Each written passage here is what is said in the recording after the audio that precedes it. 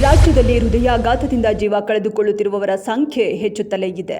ಹುಬ್ಬಳ್ಳಿಯ APMC police ಠಾಣೆ ASI Meera Nayak heart ಅಟ್ಯಾಕ್ನಿಂದ ನಿಧನ. ಗೋಕಾಕ ಮಹಾಲಕ್ಷ್ಮೀದೇವಿ ಜಾತ್ರೆಯ ಭದ್ರತೆಗೆ ನಿಯೋಜನೆಗೊಂಡಿದ್ದ ಎಎಸ್ಐ ಬೆಳಗ್ಗೆ ಮೀರಾ ನಾಯಕರಿಗೆ ಎದೆನೋವು ಕಾಣಿಸಿದೆ. ಕೂಡಲೇ ತೀವ್ರ ಹೃದಯಾಘಾತದಿಂದ ಜೀವ ಬಿಟ್ಟಿದ್ದಾರೆ. ಖಾಸಗಿ ಬಸ್ ಹಾಗೂ ಬೈಕ್ ನಡುವೆ ಭೀಕರ ಅಪಘಾತ. ಚಿತ್ರದುರ್ಗ ಹೊರವಲಯದ ಮದಕರಿಪುರ ಬ್ರಿಡ್ಜ್ ಬಳಿ ನಡೆದಿದೆ.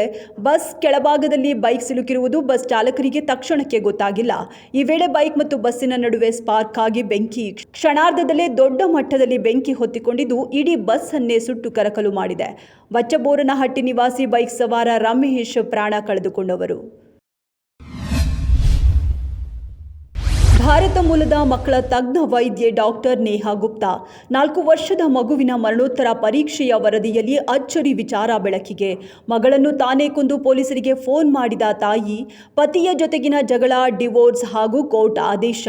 ಮಗಳನ್ನು ಪತಿಯ ವಶಕ್ಕೆ ನೀಡಲಾಗದೆ ತಾಯಿಯೇ ಮಗಳನ್ನು ಉಸಿರುಗಟ್ಟಿಸಿ ಕೊಲೆ ಮಾಡಿದ್ದಿರಬಹುದು ಎಂದು ಪೊಲೀಸರು ಶಂಕೆ.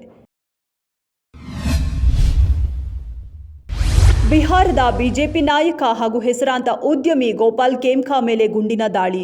ನಗರದ ಗಾಂಧಿ ಮೈದಾನ ಪೊಲೀಸ್ ಠಾಣೆ ಪ್ರದೇಶದ ಪನಾಚೆ ಹೋಟೆಲ್ ಬಳಿ ಈ ಘಟನೆ.